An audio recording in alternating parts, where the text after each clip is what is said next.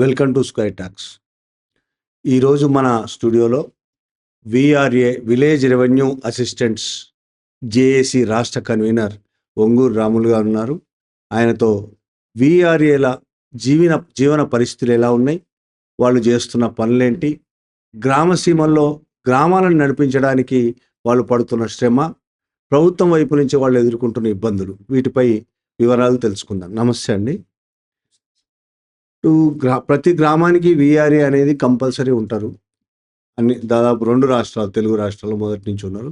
ముఖ్యంగా తెలంగాణలో విఆర్ఏలు ఏమేం పనులు చేయాల్సి వస్తుంది? ఒక్కో గ్రామంలో ఒక విఆర్ఏ ఏమేం పనులు చేయాల్సి వస్తుంది? విఆర్ఏలు ఉమ్మడి రాష్ట్రంలో 56,000 మంది ఉండేవాళ్ళు. మన తెలంగాణ ఏర్పడిన తర్వాత 23,000 మంది ఉండేవారు. ప్రస్తుతం మొన్న కేసీఆర్ గారు గవర్నమెంట్లో ఇతర శాఖలకి పంపించేటప్పటికి 20,555 మంది ఉన్నారు. వీరు ప్రధానంగా గ్రామాల్లో ప్రభుత్వం పెట్టే సంక్షేమ పథకాల్ని ప్రజలకు తీసుకుపోవడంలో, అట్లాగే జనన మరణాలు, గ్రామంలో ఎవరు పుట్టింది, ఎవరు చనిపోయింది, పుట్టిన కాడ నుండి చనిపోయే వరకు అన్ని రకాల సమాచారాన్ని ప్రభుత్వానికి అందించటంలో ప్రధాన భూమిక పోషిస్తారు. అట్లాగే భూములు కొలతలు కానీ, గతంలో భూమి శిస్తుండే, ప్రస్తుతం దాన్ని రద్దు చేశారు. భూములకు సంబంధించిన సమాచారం కానీ, గ్రామంలో పంటలకు సంబంధించిన సమాచారం కానీ, నీటి తీరుకు సంబంధించినటువంటి సమాచారం కానీ, అన్నీ సుమారు 66 రకాల విధులు విఆర్ఏలు పోషిస్తారు. ప్రభుత్వ అధికారులు, అనధికారులు గ్రామాలకు వచ్చినప్పుడు కూడా బందోబస్తు అంటే శాంతి భద్రతలు కాపాడటంలో విఆర్ఏలు ఆ పాత్ర కూడా పోషిస్తారు. గ్రామ దేవతలు, ఊరేగింపులు, లేకపోతే జాతరలు జరిగినప్పుడు కానీ, అతివృష్టి, అనావృష్టి జరిగినప్పుడు కానీ, ఈ సమాచారాన్ని అంతా ప్రభుత్వానికి అందించడంలో కీలక భూమిక పోషించేది విఆర్ఏలే. రెవెన్యూ విధులు మొత్తం కూడా విఆర్ఓ సమక్షంలో, తహసీల్దారు సమక్షంలో వీళ్ళు కింద గ్రామంలో ఈ విధులు నిర్వహిస్తున్నటువంటి పరిస్థితి ఉంది.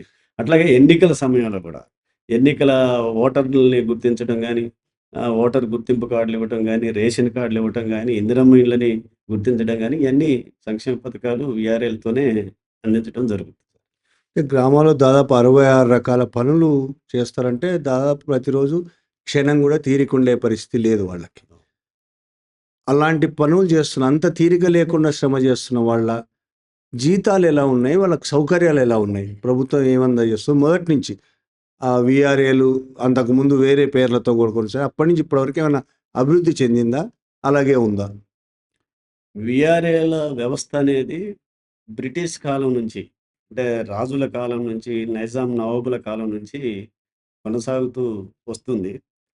అంటే ఆనాడు భూమి శిస్తే ప్రభుత్వానికి ప్రధాన ఆర్థిక వనరుగా ఉంది కనుక భూమి శిస్తు వసూలు కోసమే ముందు నియమించుకున్నారు.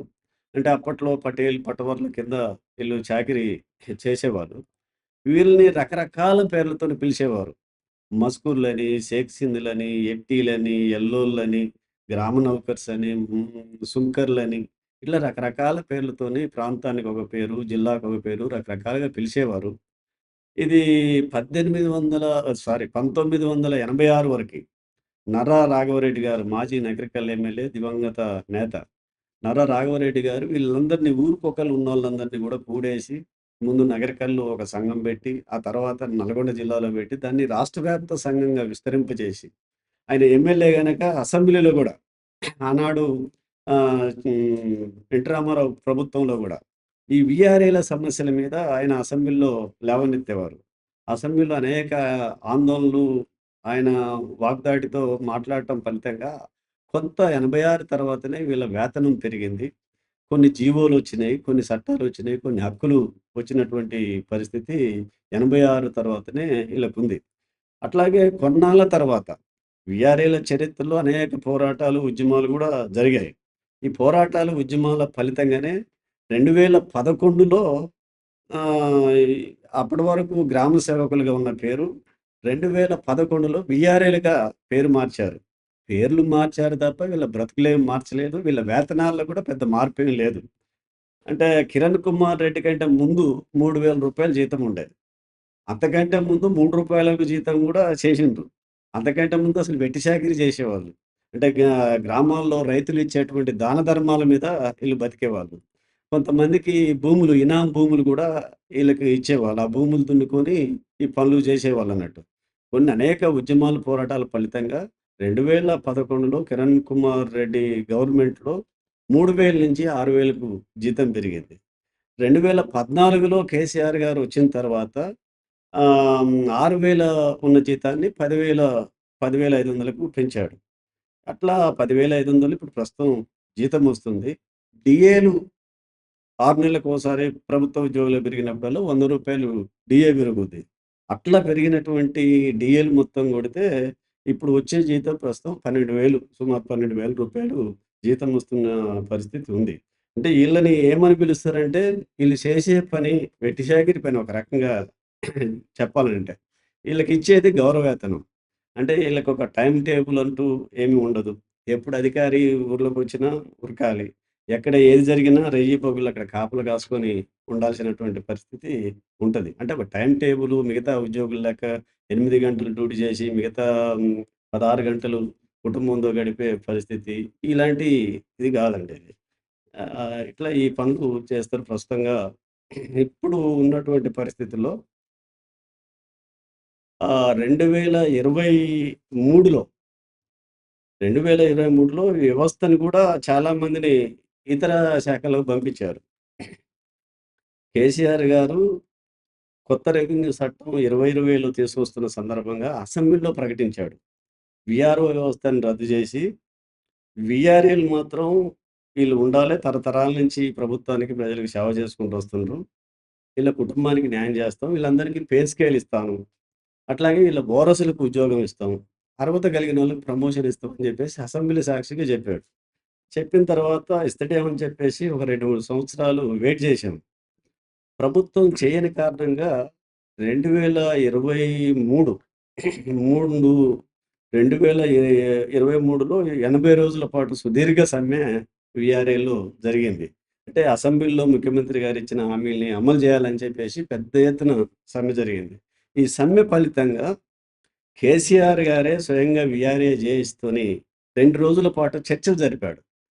చర్చలు జరిపి వీఆర్ఏలో ఉన్నటువంటి చదువుకున్న వాళ్ళని, డిగ్రీ చదివినోళ్ళకి జూనియర్ అసిస్టెంట్‌లుగా, ఇంటర్మీడియేట్ చదివిన వాళ్ళకి రికార్డ్ అసిస్టెంట్‌లుగా, 10వ తరగతి లోపున్నోళ్ళందరిని కూడా ఆఫీస్ సబార్డినేట్స్‌గా ఈ వివిధ శాఖల్లో సర్దుబాటు చేశారు. అంటే 20,000 మందిలో 20,555 మందిలో 16,758 మందికి ఇతర శాఖల్లో సర్దుబాటు చేశారు.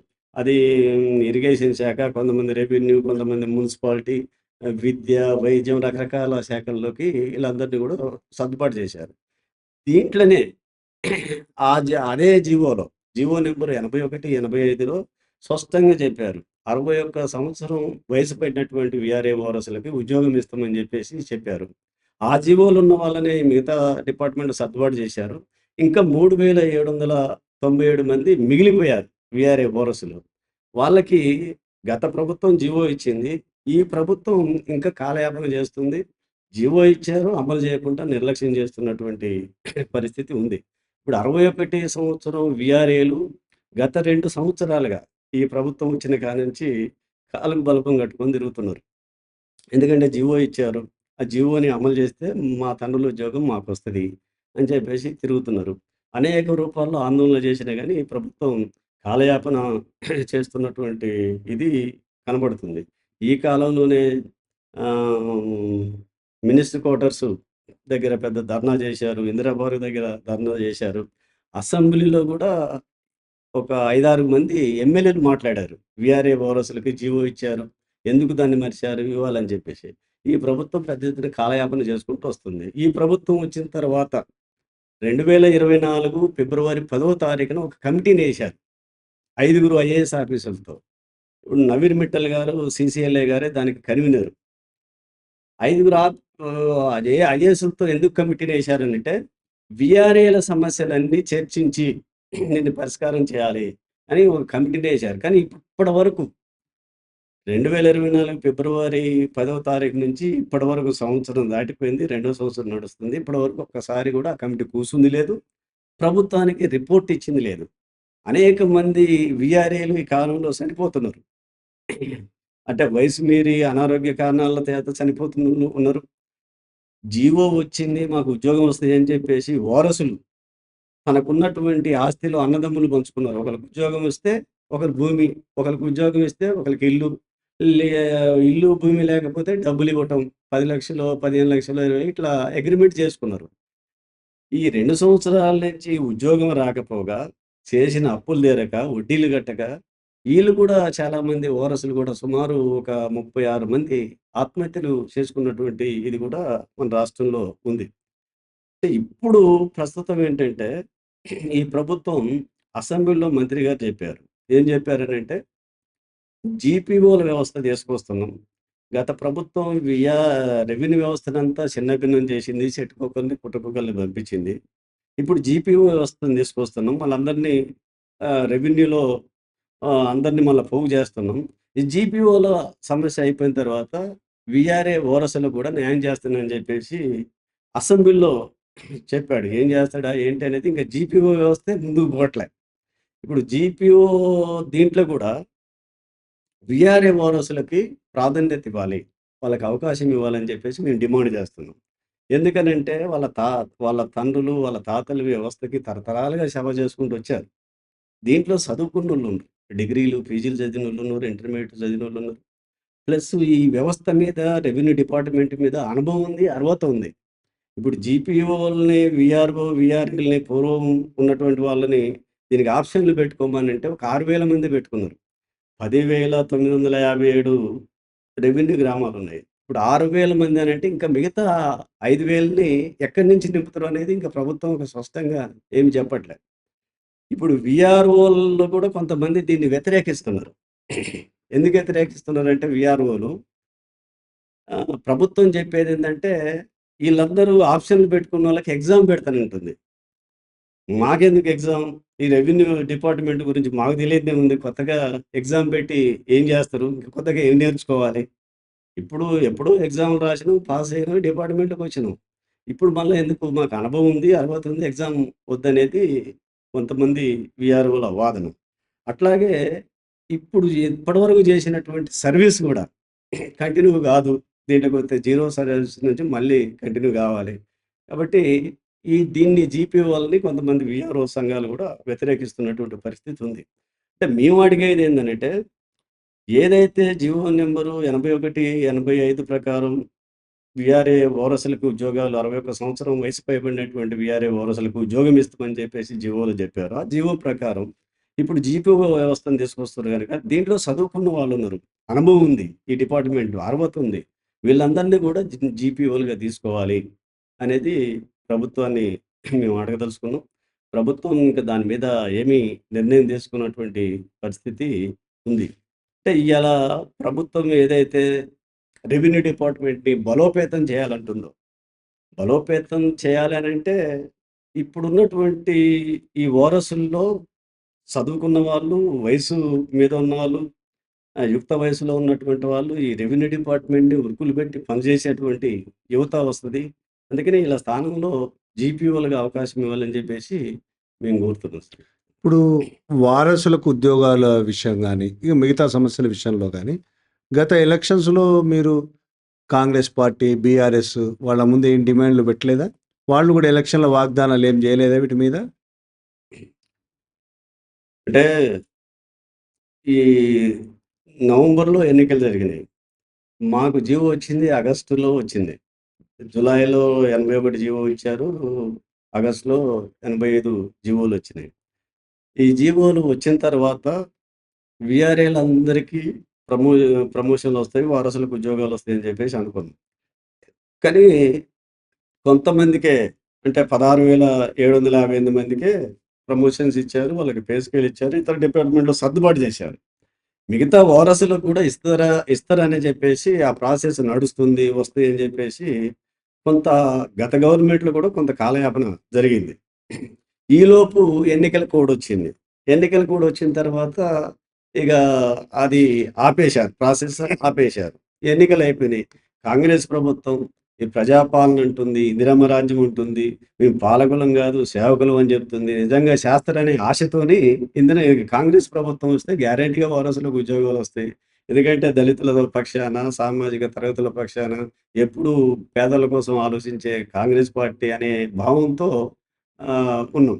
కానీ ఈ ప్రభుత్వం వచ్చిన తర్వాత ఇంకా మరీ దుర్మార్గం ఏంటంటే, అసలు గత ప్రభుత్వం ఇచ్చింది జీవో మేమెందుకు చేయాలనే నిర్లక్ష్యం గూడా దీంట్లో కనబడుతుంది.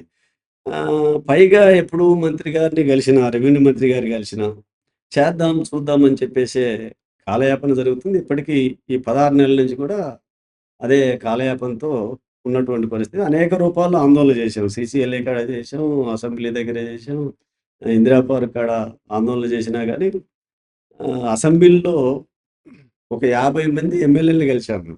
మా గురించి అసెంబ్లీలో మాట్లాడారు. కనీసం ఒక నలుగురైనా మాట్లాడారు. అది కొనంనేని సాంబశివరావు గారు, హరీశ్‌రావు గారు, కేటీఆర్ గారు వాళ్ళు గూడా అడిగారు.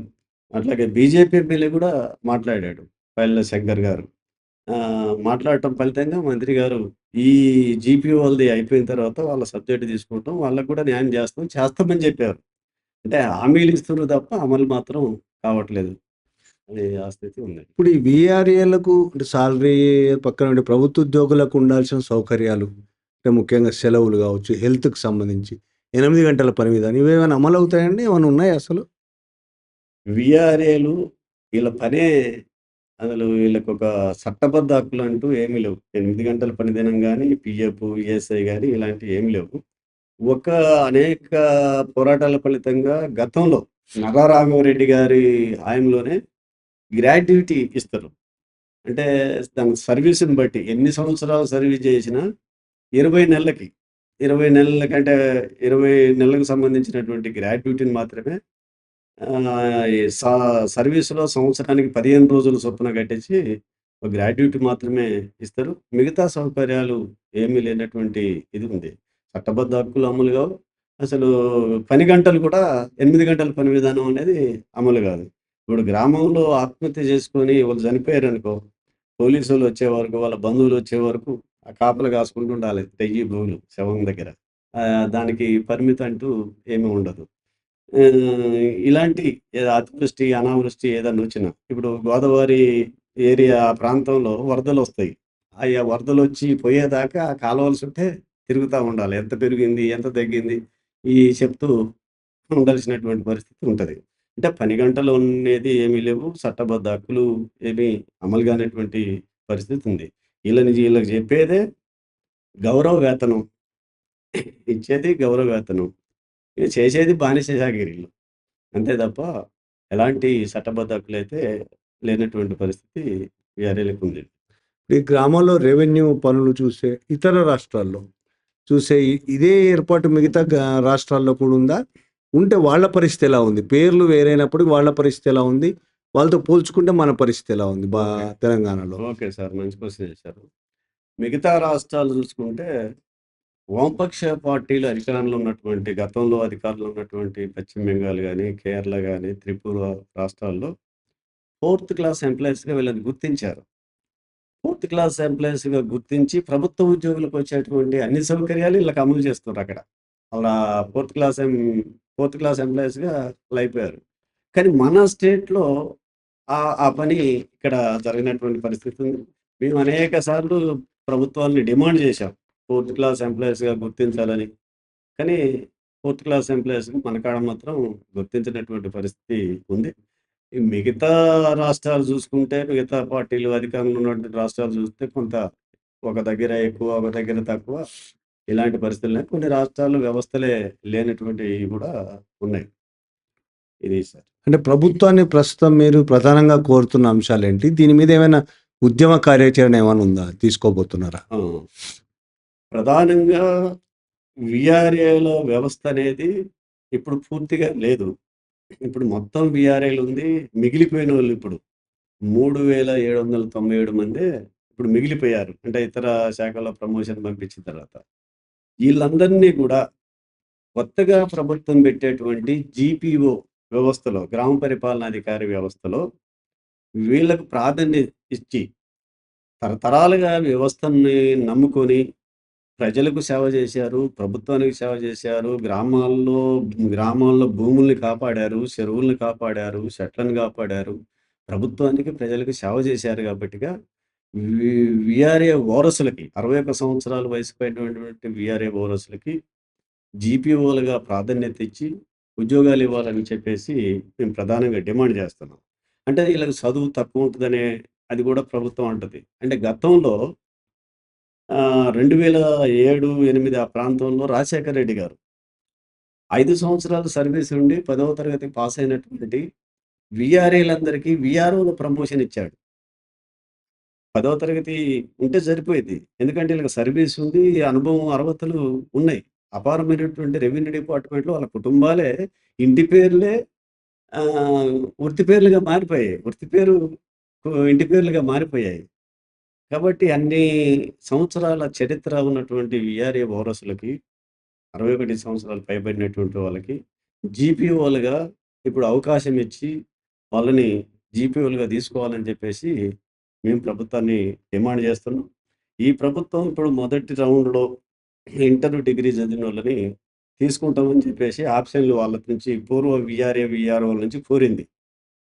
ఒక 6,000 మందే ఆప్షన్స్ పెట్టుకున్నారు. ఈ 6,000 మందిలో కూడా గా ఎగ్జామ్ పెడితే ఎంతమంది నిలబడతారో తెలియనటువంటి పరిస్థితి ఉంది. ఎగ్జామ్ పెడతామంటుంటుండ్రు ఈ ప్రభుత్వం. ఎంతమంది ఉంటారో తెలియదు. కాబట్టి మిగిలినటువంటి పోస్ట్‌లోనైనా మిగిలున్నటువంటి ఇంకా సుమారు 5,000 పోస్టులు మిగిలున్నాయి. ఆళ్ళు ఆప్షన్‌లు పెట్టుకోకుండా ఉన్నాయి. దాంట్లో 61 సంవత్సరం వయసు పైబడినటువంటి వీఆర్ఏ వారసులకి జీపీఓలుగా ప్రాధాన్యత ఇవ్వాలని చెప్పేసి మేము ప్రభుత్వాన్ని కోరుతున్నాం. లేని ఎడల జూన్ 2 వరకి ప్రాసెస్ అయిపోయిద్దని చెప్పేసి అధికారులు చెప్తున్నారు.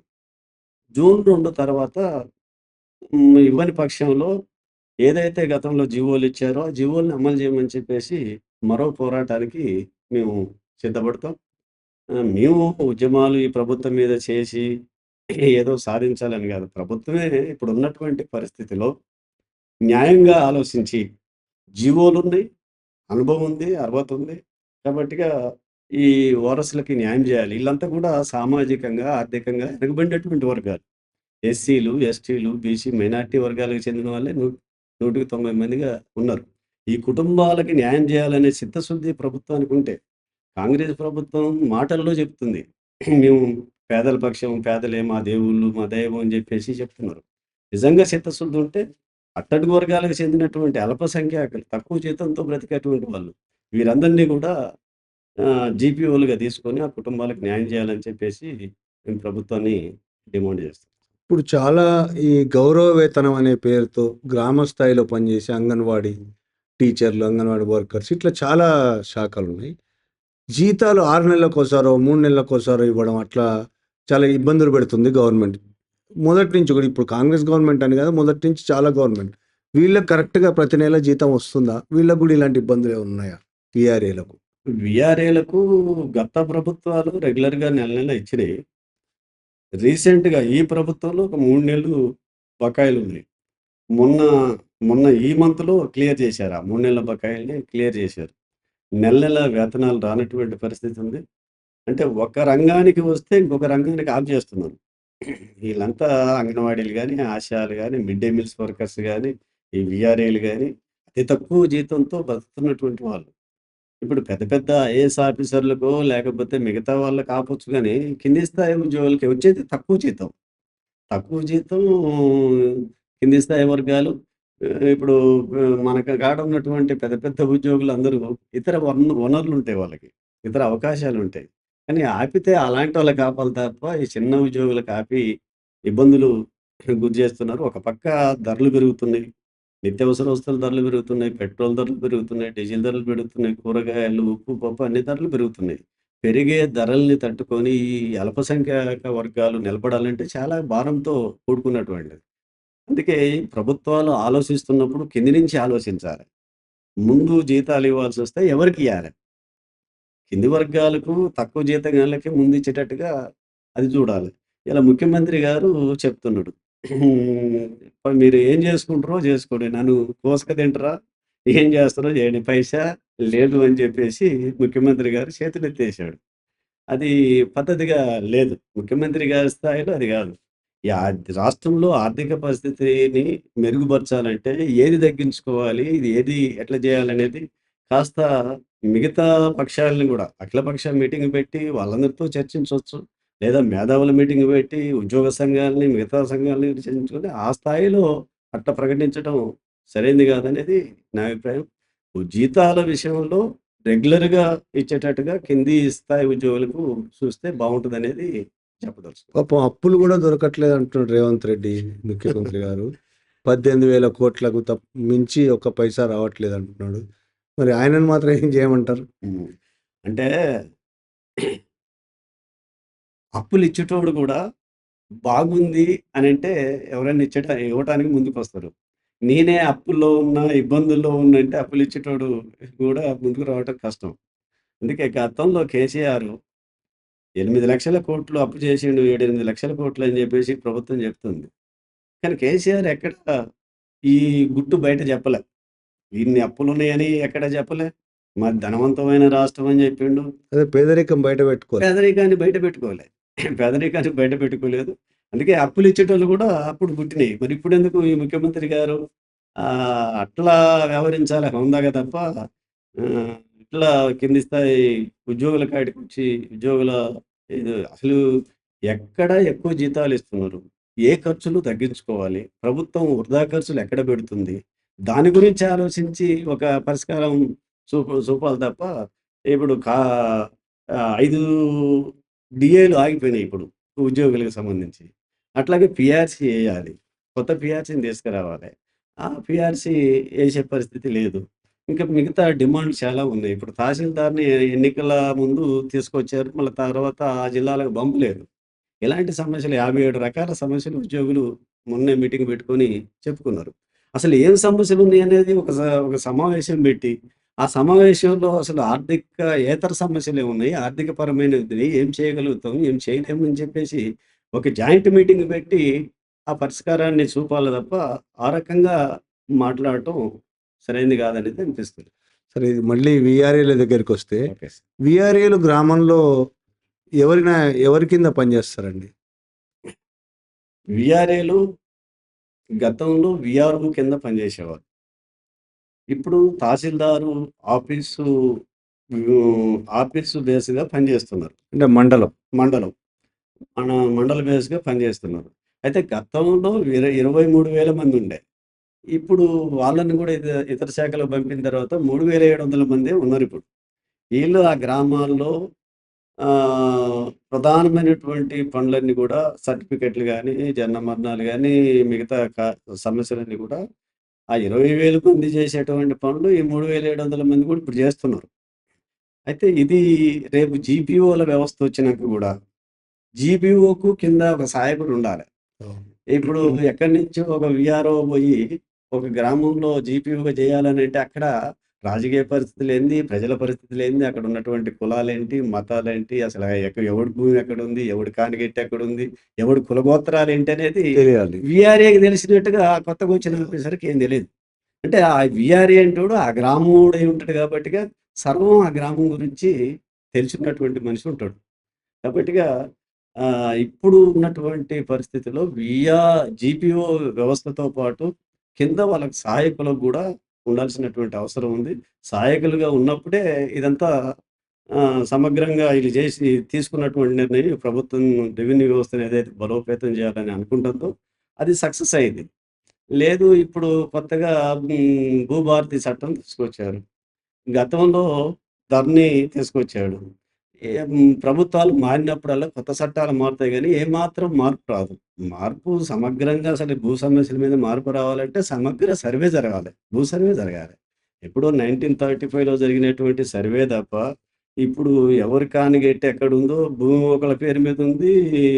మిగతా దాని మీద సాగు చేసుకుంటోళ్ళు ఒకరు ఉన్నారు. ఒకళ్ళ రిజిస్ట్రేషన్ నంబర్‌లు ఒకళ్ళ కాడ ఉన్నాయి. ఇయన్నీ సమస్యలు చాలా దాంట్లో గూడా ఉన్నటువంటి పరిస్థితి ఉంది సార్. ఇప్పుడు వీఆర్ఏలు వెట్టి చాకిరీ అని ఇందాక మీరన్నారు. వెట్టి చాకిరీ చేస్తున్నారని. వెట్టి చాకిరీ ఎవరు గ్రామ పెద్దలు చేయిస్తారా? గ్రామ పెద్దల వాళ్ళు చేయాల్సొస్తదా? లేదంటే తహసీల్దార్లు వీళ్ళ కోసం చేయాల్సి వస్తుందా? ఎవరు చేయిస్తారు ఈ వెట్టి చాకిరీ? వెట్టి చాకిరీ అనేది ఒకప్పుడు జీతం లేకుండానే వెట్టి చాకిరీ మొత్తం చేసేవారు. పనులు చేసేవారు. ఎట్టి పనులంటే జీతం లేకుండా చేసే పనులు.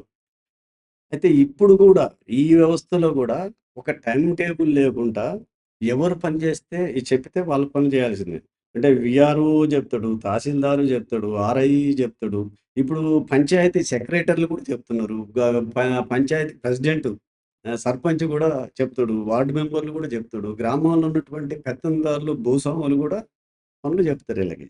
ఆ భూస్వామి పొలానికి సరిగ్గా నీళ్ళు రాకపోతే అమ్మనా బూతులు తిడతారు. ఇలాంటియి కూడా ఉంటాయి.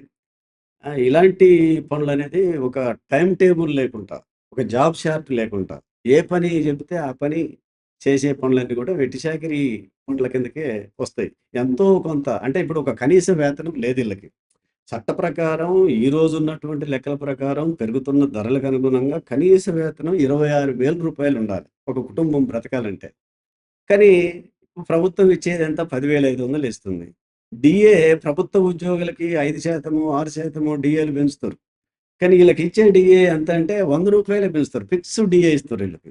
6 నెలలకోసారి రూ. 100. ఆ రూ. 100 ఒక టిఫిన్ చేయడానికి కూడా మంచి హోటల్‌లో పోతే టిఫిన్ కూడా రానటువంటి పరిస్థితి ఉంటది. అది ఒక డీఏగా ఇస్తున్నటువంటి ఇది ఉంది. అందుకే ఈళ్ళకి ఒక నిర్దిష్టమైనటువంటి టైమ్ టేబుల్ లేదు. కనీస వేతనాలు లేవు. చట్టబద్ధ హక్కులు అమలు చేయరు. ప్రభుత్వ ఉద్యోగులకి పెరిగినప్పుడల్లా ఇంక్రిమెంట్లు లేకపోతే పీఆర్‌సీ ఇలాంటివి కూడా అమలు చేయనటువంటి పరిస్థితి ఉంది కాబట్టిగా ఈళ్ళు చేసేదంతా వెట్టి చాకిరీ పని కిందనే వస్తది. ఎంతో ఇంతో ఇచ్చి వదిలించుకుంటారు. అది. థ్యాంక్ యూ అండి రాములు గారు. వీఆర్ఏల సమస్యలు పరిష్కారం కావాలని కోరుకుంటూ నమస్తే.